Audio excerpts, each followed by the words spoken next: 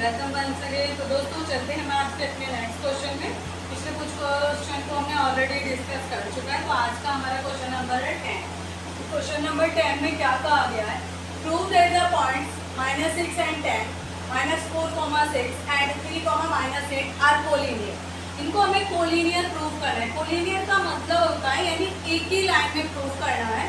जैसे मान लो for example के लिए ये हमारा कोई पॉइंट ए है एंड ये कोई पॉइंट हमारा बी है। इन दोनों पॉइंट के बीच में कोई तीसरा पॉइंट है सी, यानी ए से सी की डिस्टेंस एंड बी से सी की डिस्टेंस, ए सी प्लस बी सी। अगर हम ये दोनों डिस्टेंस निकाले और इन दोनों डिस्टेंस को निकाल करके अगर हम प्लस कर देते हैं तो ये टोटल डिस्टेंस किसके इक्वल होनी चाहिए? ए बी के। अगर ये कंडीशन सेटिस्फाइड होती है तो जो हमारे पॉइंट्स ये दे रखे हैं, ये जो कोऑर्डिनेट दे रखे हैं, ये हमारे कोलिनियर होंगे, अदरवाइज नहीं होंगे। ठीक है, तो हमने पॉइंट राइट कर दिया। लेट द पॉइंट ए के कोऑर्डिनेट ये एंड बी के कोऑर्डिनेट -4, 6 एंड सी के कोऑर्डिनेट -3, -8। ये हमारे क्या है? गिवन पॉइंट है। ठीक है, गिवन पॉइंट है तो हमें क्या निकालना है? डिस्टेंस फॉर्मूला अप्लाई करेंगे ए से बी के बीच के लिए, यानी distance between A and B के बीच की डिस्टेंस फाइंड आउट करनी है। तो डिस्टेंस फॉर्मूला हमें ऑलरेडी पता है। क्या होता है हमारा डिस्टेंस फॉर्मूला? x2 - x1 का whole square plus y2 - y1 का होल स्क्वायर एंड √2। ठीक है, x2 के प्लेस पर पॉइंट क्या है हमारा? a एंड b है। ये पॉइंट है हमारे। पहले हम किसके लिए ले रहे हैं? a एंड b के लिए ले रहे हैं। तो x2 की वैल्यू हमारी क्या है? -4 है एंड x1 की वैल्यू क्या है? -6 है। तो अपने फॉर्मूले के बेसिस पर हम वैल्यू पुट कर देंगे। x2 की वैल्यू -4 एंड x1 की वैल्यू -6 है और माइनस का फॉर्मूले में, तो माइनस माइनस क्या हो जाएगा? +6 का square plus y2 - y1। y2 की वैल्यू 6 है एंड y1 की वैल्यू -10 है, तो माइनस एंड माइनस प्लस हो जाएगा। ठीक है, तो -6 में से 4 माइनस करेंगे क्योंकि 4 क्या है? नेगेटिव वैल्यू है, 6 हमारी पॉजिटिव वैल्यू है। 6 में से 4 को करा माइनस तो क्या बचा हमारे पास में? 2 एंड 6 में 10 को प्लस किया तो क्या बचा हमारे पास? 16 का स्क्वायर। ठीक है, अब देखिए कुछ बच्चे होते हैं जिनको स्क्वायर परफेक्टली लर्न नहीं होते, तो अगर उनको देखो वैसे तो ना 1 से लेकर के 25 तक के जो नंबर है ना हमारे, उन नंबर के हमें square and cube root learn होने चाहिए। बट अगर आपको लर्न भी नहीं है ना तो आप इसकी मल्टीप्लाई करके भी निकाल सकते हैं। 16 के 16 में मल्टीप्लाई करके आप स्क्वायर निकाल सकते हैं। 2 बार मल्टीप्लाई, स्क्वायर में 2 बार होगी और क्यूब में 3 बार होगी। ठीक है, तो 2 का स्क्वायर क्या होगा? 4 एंड 16 का स्क्वायर क्या होगा? 256। तो चलिए हमने राइट डाउन कर दिया। अब 256 में 4 को हमने किया प्लस तो क्या आएगा? 260। अब देखिए 260 को हम कैसे कर सकते हैं? फैक्टराइज अगर हम देखें इसको तो कैसे फैक्टराइज करेंगे? चलिए बताइए। अगर मैं इसको फैक्टराइज कर दूं 5 से, क्या फैक्टराइज होगा? कितने टाइम्स? 52 टाइम्स होगा।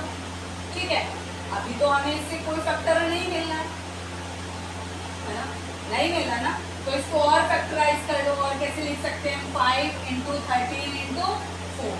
ठीक है, तो देखिए 4 हमारा क्या है? एक परफेक्ट स्क्वायर नंबर है और परफेक्ट स्क्वायर नंबर जब रूट से बाहर आएगा तो 2 किसका परफेक्ट स्क्वायर है? 2 का, यानी 2 बाहर आएगा। 13 की मल्टीप्लाई करेंगे 5 में तो कितना हो गया? 65। नेक्स्ट चलते हैं बी से सी पॉइंट के लिए। अपनी x2 एंड x1 की वैल्यू रखेंगे बी और सी के लिए। तो देखिए बी पॉइंट हमारा ये रहा एंड सी पॉइंट हमारा ये रहा। x2 की वैल्यू 3 है एंड x1 की वैल्यू -4 है, तो माइनस माइनस क्या हो जाएगा? प्लस एंड y2 की वैल्यू -8 एंड y1 की वैल्यू 6, तो -6। 3 + 4 7 का स्क्वायर जब हम करेंगे 49 एंड 8 भी माइनस का और 6 भी माइनस का, तो माइनस का 14 आएगा। जब माइनस के 14 का स्क्वायर करेंगे तो 196। जब दोनों को हमने प्लस करा तो हमारे पास क्या वैल्यू है? 245। अब इस 245 को हम कैसे फैक्टराइज कर सकते हैं? हम इसको 5 × 49 में फैक्टराइज कर सकते हैं। 49 हमारा परफेक्ट स्क्वायर नंबर है, किसका है? 7 का है। तो इसकी प्लेस पर हम क्या लिख सकते हैं? 7 √5। फिर हमें क्या निकालना है? ए से सी की डिस्टेंस निकालनी है। ए पॉइंट ये है और सी पॉइंट हमारा ये, इसकी डिस्टेंस फाइंड आउट करनी है। तो रख दीजिए वैल्यू x2 के प्लेस पर 3, x1 -6 और माइनस फॉर्मूले में +6 हो गया। 6 + 3 कितना हो गया? 9 का स्क्वायर एंड -8 और -10 तो क्या हुआ? 6 -10 और -8 कितना हो गया? 18 का स्क्वायर। 9 का स्क्वायर करेंगे 81 एंड 3 का स्क्वायर करेंगे तो 324। 324 में जब प्लस करेंगे 81 तो हमारे पास आएगा 405। 405 को हम फैक्टराइज कर सकते हैं 5 इंटू 81 में। 81 हमारा क्या है, सबसे स्क्वायर नंबर है किसका, 9 का, तो इसमें से अंडर रूट में से 9 बाहर आएगा तो √5 हो जाएगा। अब देखिए हमारे पास में क्या वैल्यू है, क्या कंडीशन है हमारी, अगर हम करें AB प्लस कर दे BC और इसको इक्वल रखे किसके, AC के, तो देखिए AB हमारे पास में क्या वैल्यू आई थी, AB आई थी 2√65। BC वैल्यू क्या है हमारे पास में, BC अगर हम देखें 7√5, ठीक है। चलिए इक्वल क्या है 9√5, क्या ये वैल्यू इक्वल है, क्या वैल्यू आपको इक्वल दिख रही है, अगर देखो 7 और 2 देखो तो मैं 9 तो हो रहा है ना, क्या हम इसको और कुछ कर सकते हैं, इसमें एक बार फैक्टर और चेक कर लेते हैं, कहीं हम गलत तो नहीं कर जाएंगे कुछ value.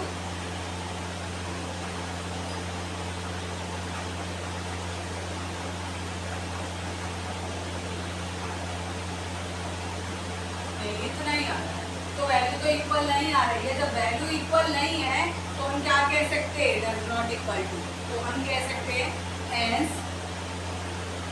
The given points are not collinear, यानी कि जो दिए गए पॉइंट्स है हमारे वो कोलिनियर नहीं है, कोलिनियरिटी की कंडीशन को सेटिस्फाई नहीं करते हैं। जब कोलिनियरिटी की कंडीशन को सेटिस्फाई नहीं करते हैं तो ये कोलिनियर नहीं होंगे, अगर सेटिस्फाई करते तो कोलिनियर हो जाते। तो ये हमारा क्वेश्चन नंबर 10 था। आज के लिए इतना ही और मिलते हैं अपने नेक्स्ट क्वेश्चन के लिए नेक्स्ट वीडियो में, तब तक के लिए मेरी सभी को राधे राधे।